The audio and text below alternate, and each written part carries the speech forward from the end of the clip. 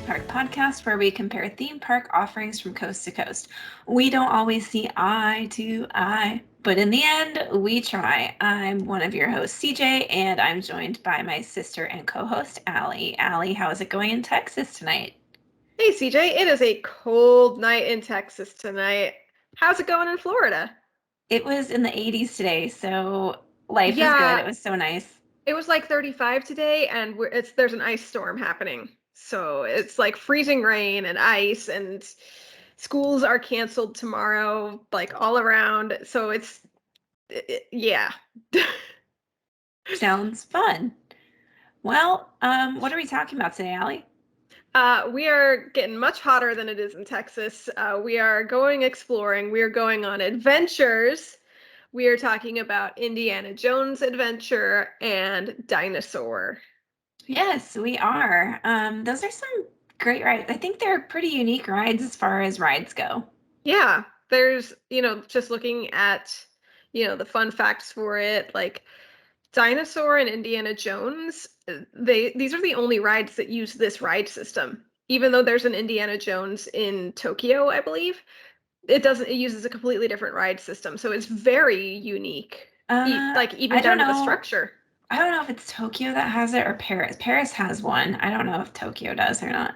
I think so. Looking at Wikipedia, which I acknowledge is Wikipedia, Tokyo Disney Sea has Indiana Jones. Paris has something Indiana Jones. I don't think it's the same type of ride. It's like a roller coaster. Yeah, so it's completely different. It's Indiana Jones and the Temple of Peril.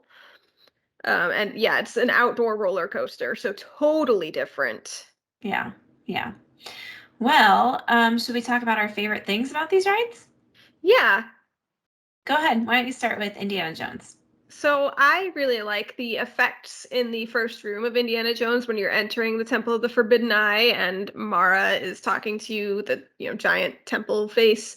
And there's all these like really cool, they recently updated to projection mapping effects. And I just think that it is so cool and is really well done. Yeah. And my favorite part of Indiana Jones is the queue. I think it's one of the most ornate and longest, like physically longest queues in Yeah. Disneyland. And I think it sets up the story really, really well. Yeah, it's really immersive and it actually sets up the story even better than I realized, which I will talk about when we talk about the cues. Okay. What's your favorite part about Dinosaur at Animal Kingdom? Much like Indiana Jones, I really like the time travel effects. Although, granted, there's no time travel in Indiana Jones, but it's the special effects. Okay, that's fair. And my favorite part about Dinosaur is Dr. Seeker because he's so funny. Especially, he pops up on the screen with the little dinosaur puppet going, hello, in that funny Yeah. voice, which is how I say hello sometimes. So I just think it's funny. All right, I will file that information away for the next time you say hello to me like that. Listen, when I play video games, I go, hello. And I've gotten people to respond to me like that. Like, that's how people that I game with greet me. See, and here I thought every time you were saying it like that, you were making fun of somebody. No, no, it's just a voice from my head that happens to sound like Dr. Seeker with the dinosaur hand. Anyways, let's talk about opening dates. Alli, when did Indiana Jones open? It officially opened to the public on March 4th, 1995, with a soft opening the day previous. And Dinosaur opened with Animal Kingdom's opening on April 22nd, 1998. So we have an original attraction. Whoop, whoop. So the Indiana Jones attraction was originally just called Temple of the Forbidden Eye. It is currently called Indiana Jones Adventure Temple of the Forbidden Eye. So kind of combined those two. And it is set in the Lost Delta of India circa 1935. Early concepts included a walk-through attraction and a high-speed mine car adventure. And it's built in the former Eeyore parking lot, and there's reportedly an homage to Eeyore hidden somewhere in the queue. I have never been able to spot it. I think it's pretty well hidden if it's even there.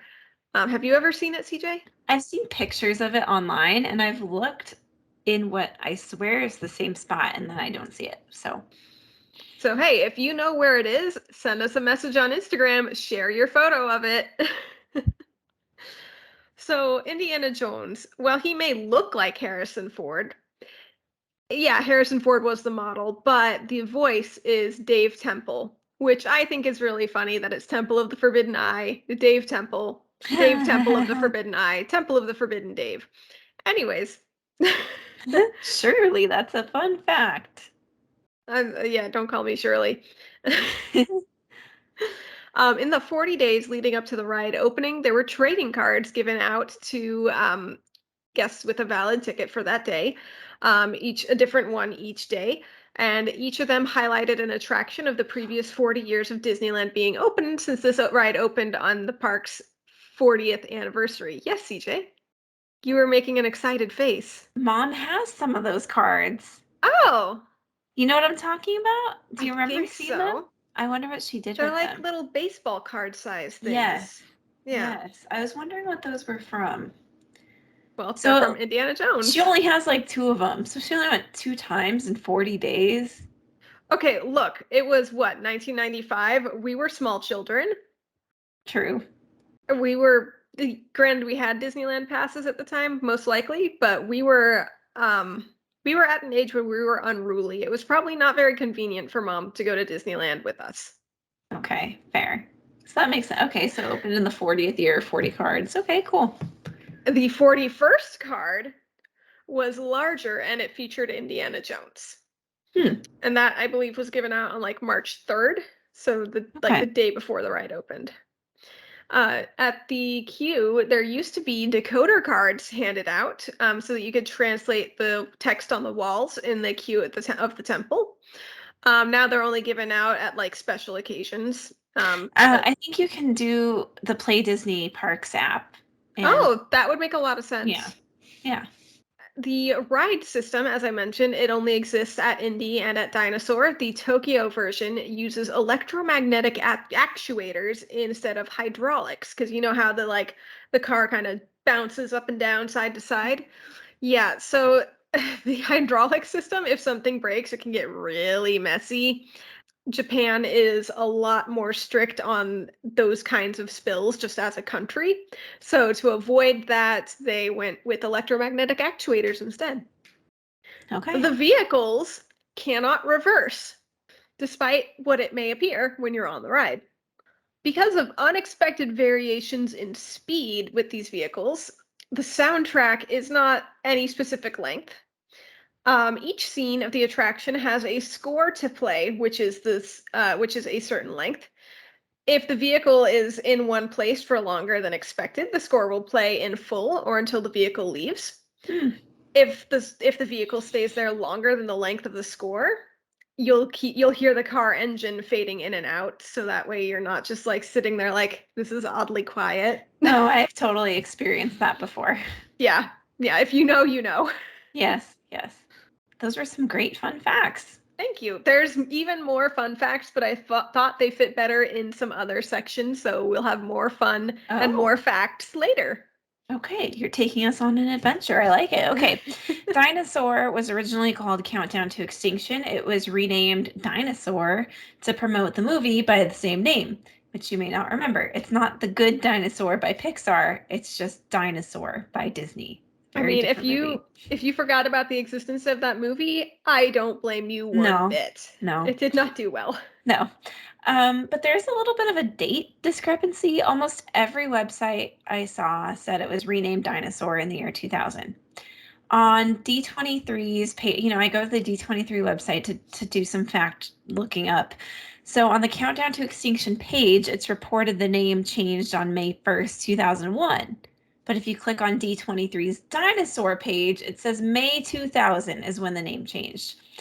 So, yeah, a little confused there.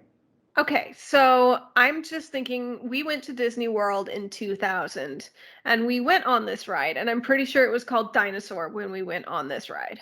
Yeah, I think so too. So 2000 must be right, but I'm concerned that D23 has it wrong. Yeah. Anyways, so if you look in the loading area on one of the walls, you'll see some letters and numbers, and one of the letters is CTX, Countdown to Extinction, an homage to the old name. When they renamed the ride Dinosaur from Countdown to Extinction, they actually lowered the height requirement because they thought younger kids would want to go see a ride that's tied into a movie. And they did actually tone down the ride a little bit. It's not as like bumpy and jerky, not as fast, to go along with that lower height requirement. Okay, so they lowered the height requirement and toned it down, and yet every time I've been on this ride, I have come off with a just crying child. Yes. So the ride, the height requirement used to be 46 inches and they lowered it to 40. That's half a foot. That's a big difference. Yeah. Yeah, that's a huge This change. ride is terrifying for small children. Yeah, yeah. McDonald's was the sponsor of Dinoland USA, and so they sponsored this ride from its opening until 2008. And if you look when you're about to board, there's some pipes in the queue area that are red, white, and yellow, and they have the chemical makeup for ketchup, mustard, and mayo written on them. In the queue, you walk through a museum for a little bit, and Bill Nye is the person who is doing the voice in the museum, the narration. And outside of the queue, there's a replica of Dino Sue. Dino Sue is the largest T-Rex fossil they've found. It's like 90% complete or something like that. So this is a full-scale replica of that real T-Rex skeleton, and the real one is on display in Chicago. And that original fossil set, the skeleton was found in South Dakota. That's really cool. Dinosaurs, man. Yeah, you can actually learn a lot on this ride. Yeah. All right, let's talk about location and land. Indiana Jones is located in Adventureland between the Jungle Cruise, Tarzan's Treehouse, and Pirates of the Caribbean, across from Bengal Barbecue. Yes, and it smells really good over there. It does. Dinosaur is located in Dinoland, USA, in the back corner of the park near Restaurantosaurus. You kind of dead end right back there. The entrance to the Indiana Jones queue is built amongst a very tall patch of trees. There is a Jeep behind the cast member at entry, and that's the truck. That's the truck you're talking about, right? Mm-hmm. Yeah, that truck is a Mercedes, first of all, and it's from Raiders of the Lost Ark. So that's from the actual movie.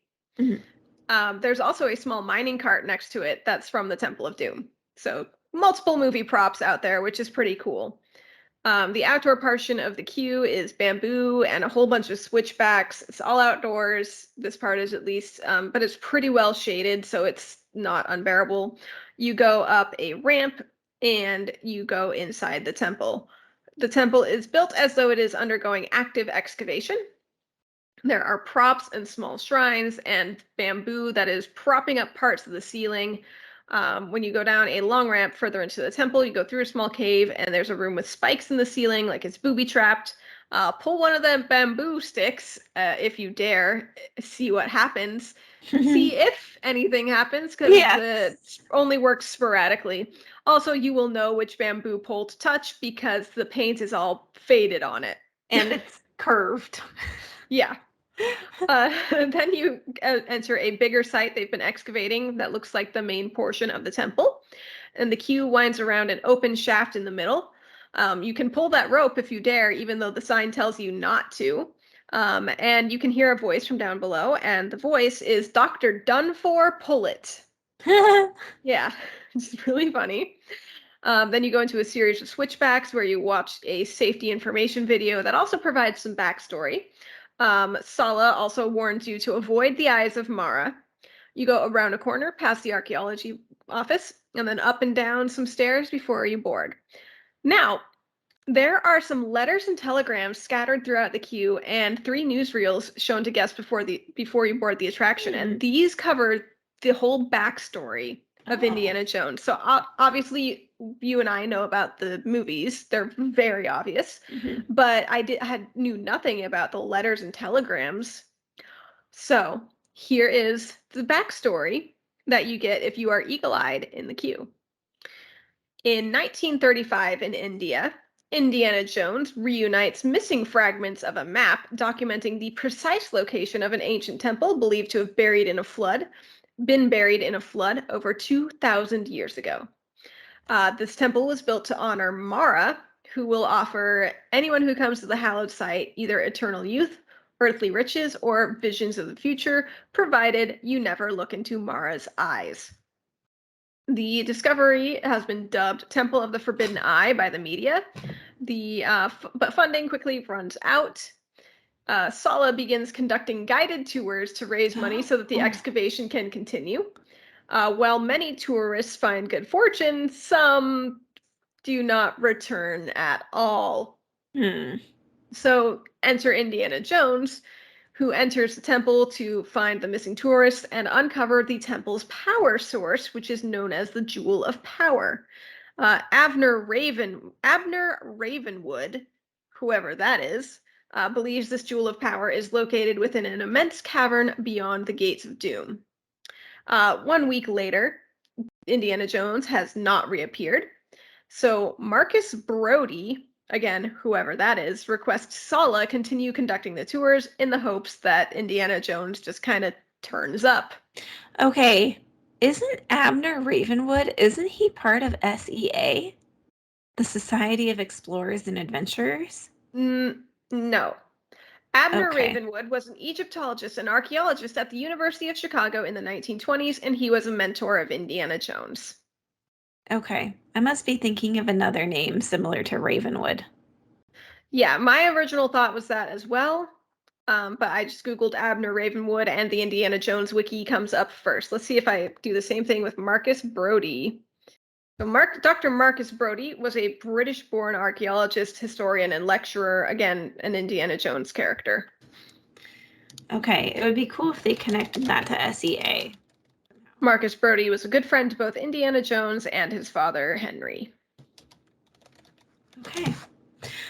So I think I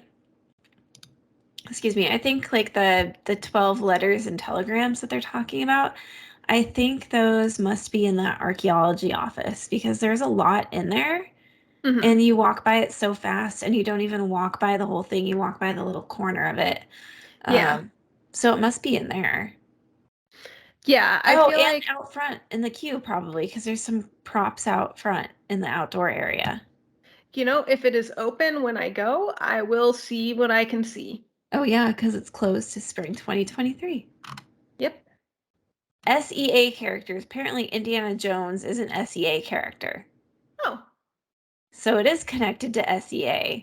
it's all coming together. It is all coming together.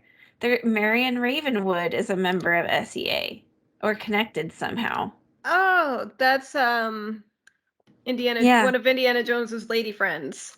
Yeah, but how is she connected to... Connected to Abner Ravenwood? I would guess daughter. Hang on. She first appeared in Raiders of the Lost Ark. She enters the story when Indiana Jones visits her in Nepal, needing her help. Specifically, he needs an artifact in her possession, originally obtained by her father, Abner Ravenwood, Jones's mentor. Yeah, I'm pretty sure that is covered in an Indiana Jones movie. Okay. Well, now that we've confirmed, well, at least according to this wiki, Indiana Jones is part of the Society of Explorers and Adventurers here. Mara has an entry also? Mara is a deity. Yeah, I'm just looking through. Mara is also voiced by James Earl Jones. Throw that fun fact out here while CJ scrolls a wiki. Okay, hang on. Okay, so the temple, it was rediscovered. Aha! Indiana and Sala went on to begin excavating the temple through the Lost Delta Archaeological Expedition with assistance from the Jungle Navigation Company and British Colonial Affairs. So to receive additional revenue, the expedition was forced by the British Colonial Affairs to host tours and make it a matter of media attention. Through contacting allies like Ravenwood and Brody, Indiana learned about a mysterious power source of Mara, known as the Jewel of Power. At one point, Sala contacted his and Jones's ally, Trader Sam, to bring more guests to the temple from his bar, lending Sam a map of the temple to help with this. So now the placement of Indiana Jones within Adventureland being right next to Jungle Cruise, that makes a lot of sense. And I also read that one of the concepts was to keep Oh, let me find it again. Oh, remember that Adventure Trading Company game they did for like one summer where you could Nope. collect little tokens and they called them jujus? No, I don't remember that. Okay, Mara, okay, for those of you who don't know, there was this little like game that you could play in Adventureland called Adventure Trading Company, and you collected these like tokens on a necklace. Mara is the namesake for the Eye of Mara Juju within this interactive attraction. A depiction of the Eye of Mara is used for the Juju's design, and his likeness is also used on stone tablets throughout the Eye of Mara mission. You had to go on these missions to get the little Juju things. Going back to Jungle Cruise, to avoid a long queue, Imagineers considered using Jungle Cruise launches to shuttle guests to the loading area. Oh, okay, okay. In the Lost and Found of Jock Lindsay's Hangar Bar at Disney Springs is the map of the Temple of Mara. A depiction of the Eye of Mara is featured on the map behind the bar over top Cambodia. Skipper Canteen, Mara is referenced twice in the Library of Skipper Canteen. Mara can be seen on a map of the temple in the possession of Trader Sam, given him to by Indiana Jones. You can find it in Trader Sam's at Disneyland. I feel like we could do an entire episode on Indiana Jones and all of the lore behind it. Oh yeah, no, I'm telling Just you, specifically this ride, not even touching the movies, just specifically this ride. yeah. Well, now that I know it's connected to SEA, I'm like, ooh, let's go even further into this. I mean, because now we've got Big Thunder's connected, Jungle Cruise is connected, various restaurants are connected, Indiana Jones is connected. Maybe there's some Tomorrowland stuff connected somehow.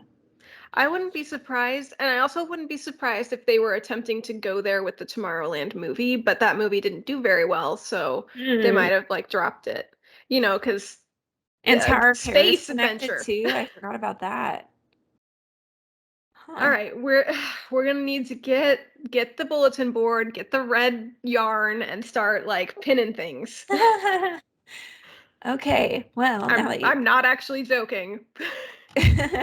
now that you shared about the Indiana Jones queue as well as some fun facts and all that stuff, the Mhm. dinosaur queue is very different. It's made to Yes. look like a museum, and when you enter through the queue entry, you'll see a museum exhibit of fossils and information about local flora and fauna. Then you turn a corner and you're in this giant room where there's a big dinosaur skeleton, and that's where Bill Nye's telling you facts about dinosaurs. Then you And turn a I'm sorry, that skeleton is Dino Sue, right? no, Dino Sue is outside. Okay, carry on. Yeah, Dino Sue is like in the bushes. Okay, anyways. So after you're in that big dinosaur room, you head into the pre-show area where there's a video explaining the backstory of the ride featuring Dr. Seeker and Dr. Marsh.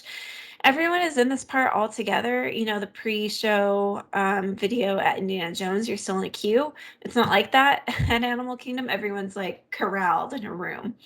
So, in the pre show video, we learn that Dr. Marsh is the director of the Dino Institute, and they've created the Time Rover, which will allow us to go back in time. Do they tell us how? No, it's proprietary information. Then Dr. Seeker cuts in, who's explaining that we're trying to bring back an iguanodon so he can study it. He tells us we're going to go back to the very end of the Cretaceous period. And then Dr. Marsh comes in and says, no, we're going to the early Cretaceous period because of impending asteroids. Then Dr. Seeker gives us safety info, and when Dr. Marsh is safely out of earshot, he says we are actually going back to the late Cretaceous period. And then we leave the room and go back to a traditional queue down a set of stairs into the loading area. You forgot to mention that Dr. Seeker says, hey, this is a secret mission. Only your car is doing this mission, or only your group is doing this mission. Don't tell Don't anybody. tell anyone. Yeah, Yeah. exactly. Okay, let's talk about music in the area in the queue. Indiana Jones, you get kind of like 1930s vibe music. Inside is loud and echoey, and there's like what you would There's like, expect inside there's not really music, I don't think. It's just kind of ambiance noises, what you would expect to hear in a ruin like this. yeah, I want to call it like temple whooshing noises. Yeah. Yes. That's the Okay. best way to explain it. Now, dinosaur, the queue is either really quiet or really loud, depending on when you go. If it's really loud, it's kind of hard to hear, but mostly it's Bill Nye talking to us about dinosaurs. I love So, that. yeah, there's not a lot of like music going on. For ride vehicles at Indiana Jones, you get in a Jeep, which is called a rugged troop transport on the Disneyland website. It seats 12 people, 4 riders per row, and its maximum speed is 14-ish miles per hour. Yeah, Dinosaur has the exact same ride vehicle. They call it a Time Rover. They try to make it look like a futuristic Jeep. The speed is about 12 mile per hour, but the same seating configuration.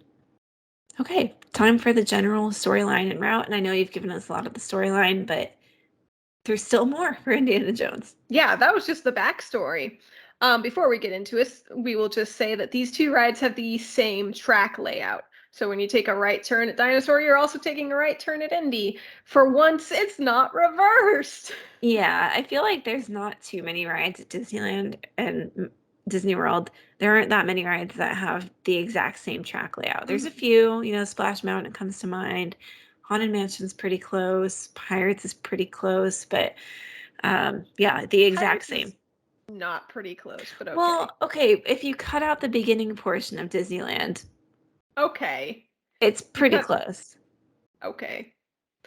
So, anyways, at Indiana Jones, you board your Jeep and enter the Temple of the Forbidden Eye. And despite the warnings telling you not to look into the eyes of Mara, somebody had to look, and your path now lies beyond the gates of doom. You make a sharp turn. Indiana Jones lectures you while holding back a set of doors behind which something ominous swirls. It might be that like power gem thing that we mentioned before. It's not really clear. Then you enter Escape the Temple Time. You dodge skeletons and snakes and more skeletons and bugs and rats and just all the things that are haunting the temple. And generally, this is what's been killing the tourists. Eventually, you go through all this. You get to a room where Indiana Jones is hanging out, but a giant boulder rolls toward you, and the car backs up. But if you remember a few minutes ago, I said that these cars can't actually reverse. These Imagineers are brilliant. It's all a very well done illusion. You back up, then you go forward, and the boulder kind of rolls towards you, and you hear a smashing noise. Next thing you see is Indiana Jones standing next to the cracked remnants of this boulder and complaining about tourists. Okay, so I kind of just put something together while you were talking about this. So the tourists have been going into the temple, not coming back out, presumably dying. Mhm. Now, in the skeleton scene towards the beginning, where there's like, probably 100 skeletons, are you thinking what I'm thinking? Are you thinking about the one that's wearing a Mickey Mouse watch? Well, Mickey Mouse ears. Are you thinking that these skeletons at the beginning are the tourists? Yes, why else would they be that one be wearing Mickey Mouse ears? That's kind of creepy. Mm-hmm. But how else would they get the Mickey Mouse ears? But now we've got a problem because it doesn't the ride take place in 1935 and Disneyland hasn't been invented yet. So why does he have Mickey Mouse ears? Because Mickey Mouse was around and this is a parallel universe where Mickey Mouse ears existed before Disneyland. Yeah, but they're like the hat style. They have Look, cursive writing that says Bones on it. That's his name. look. We can suspend our disbelief for a little bit. Okay. Okay. But I think that solves it. Those skeletons are all the tour. They didn't make it very far in the temple. No, they didn't. Okay. Anyways, the dinosaur storyline is very different. You board the Time Rover in kind of like a laboratory basement kind of settings. The audio on the ride tells us we're going back in time. We're going to go get the iguanodon before the asteroid hits and get out of there, basically.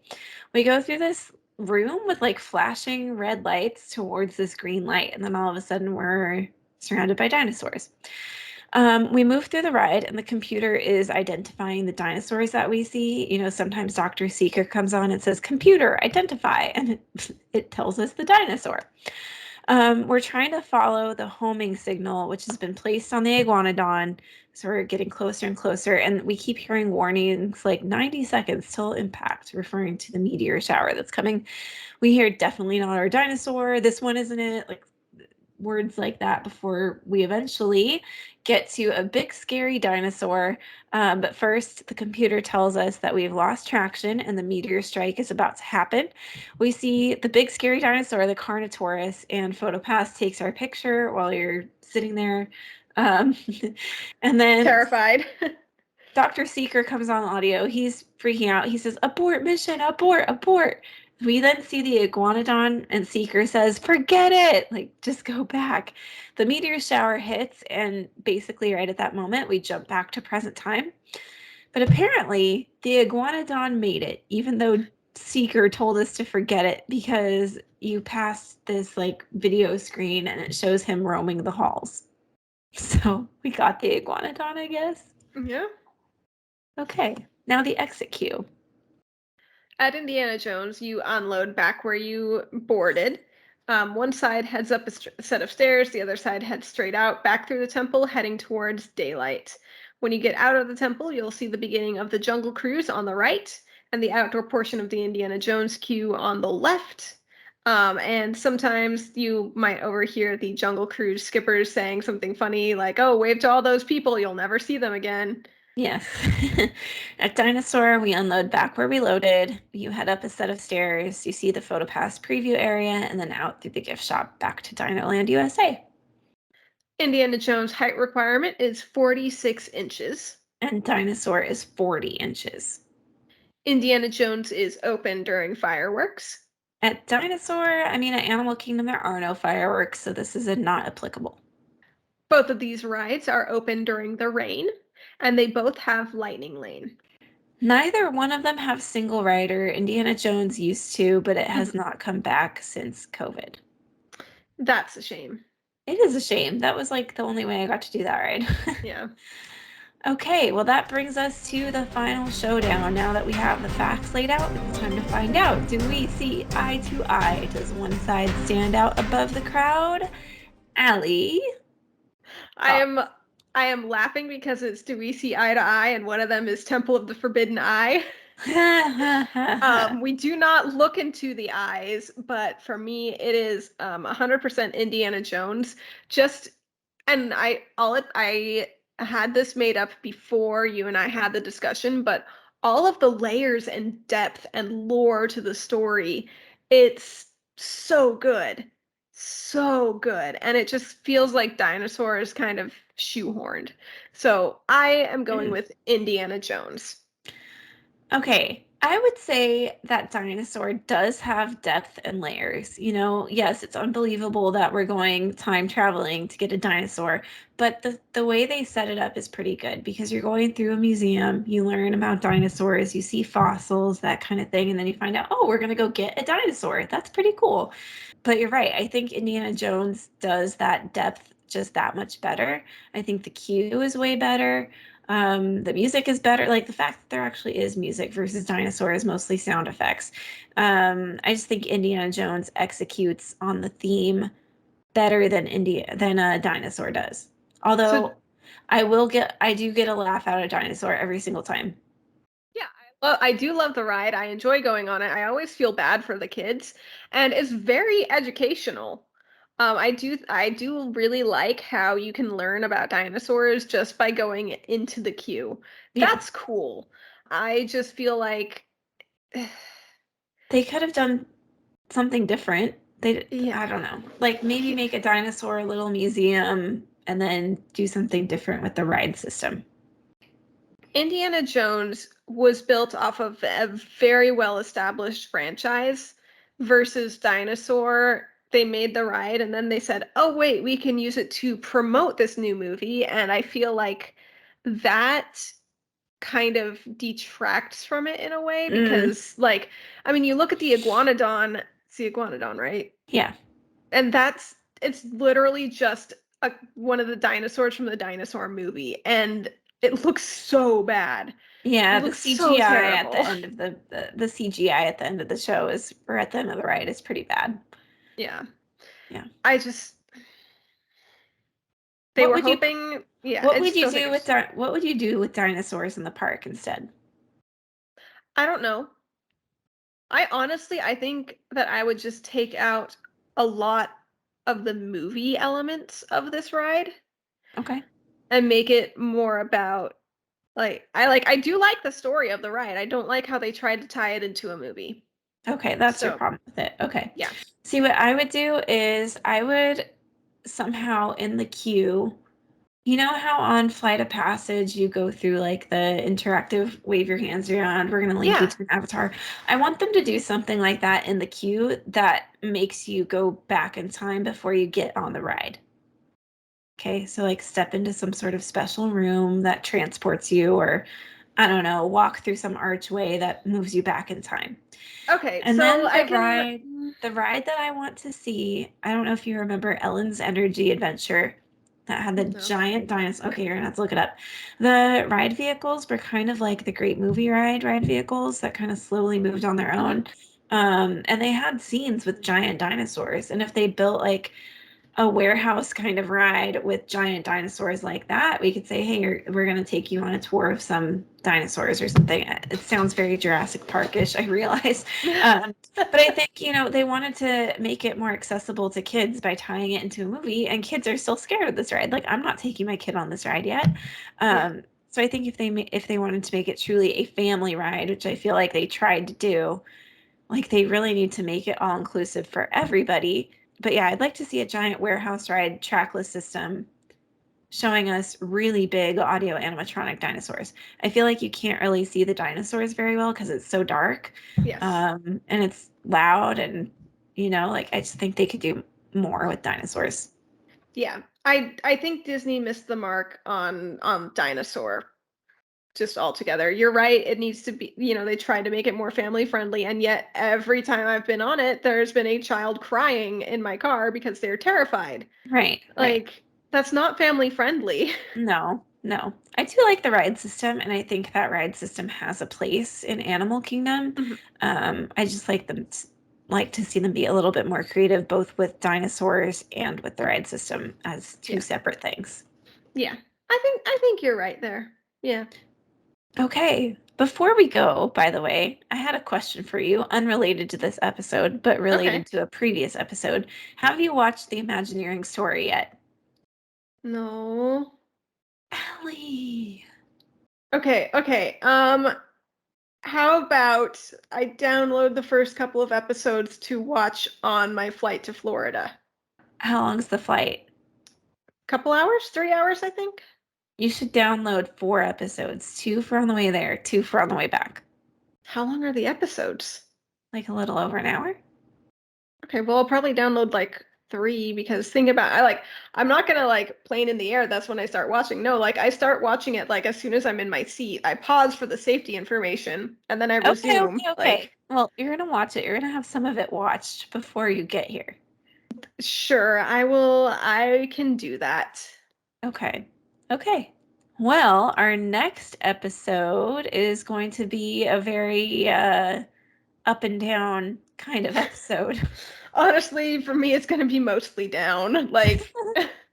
So at the end of the last episode, we talked about like, oh, we have to rearrange like our next 3 episodes from what we'd originally planned because I hadn't been to Guardians yet. Sorry, I completely lost the word. And Cosmic Rewind Cosmic specifically. Rewind. So we wanted to wait to record that until after I'd been on Cosmic Rewind. And then we were also going to do stuff like Gadget's Go Coaster and Barnstormer and the ride formerly known as Mulholland Madness, Goofy Sky School. And so, but it turns out I'm going to Disneyland in a couple months. So Yeah. unexpected. But yeah, so we're going to do the Towers of My Hatred next. And then we're going to follow that up with family rides so that way I can experience all of these before we record the episodes. Yeah, and then we'll have your trip report from your Florida trip somewhere in there. Somewhere in there. And then I can also do a trip report for Disneyland. It's sounding like it's going to be me and my mother-in-law, possibly my sister-in-law. We'll see if she decides to go or not, but yeah. Sounds fun. Yeah. And then Girls' we'll do a Day. trip report of our special thing we're doing at Magic Kingdom. Yes. And do you want to do a trip report for when we go to Busch Gardens? We can. Yeah. And I'm also going to Universal Studios Okay. and So Islands of Adventure. we've got some trip reports coming up and Yeah. possibly a very special guest. Yeah. So stay tuned. You'll have to find out who that is. It's a Park2Park podcast exclusive interview. Maybe. Here's a hint. It's not our mother. No, it's not. It's somebody possibly more exclusive than our mother. Yeah.